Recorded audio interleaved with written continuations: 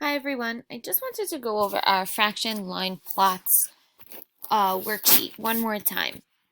After you've read the problem up here and the directions, you're going to draw an X to represent each food on the line plot below. Be sure to write the X above the correct fractional amount. So we're going to be using this chart here to fill in the number line or the line plot.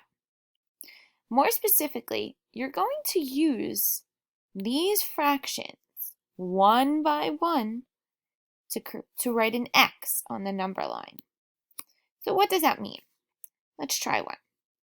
Let's start with the first one, muffin, 4/8. So what we need to do is take a 4/8 and find it on the line plot. So right here is 4/8. Now that I've found 4/8, I'm going to mark it with an X. That's it. Then I'm going to move on. 1/8. Move down to cookie. 1/8. Find 1/8 on my number line or my line plot and place an X. Let's continue. Peanut butter cup. 3/8.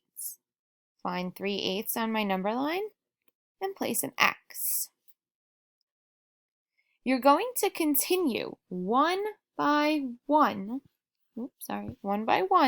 all the way down until you've placed an X for each fraction. Try the rest on your own.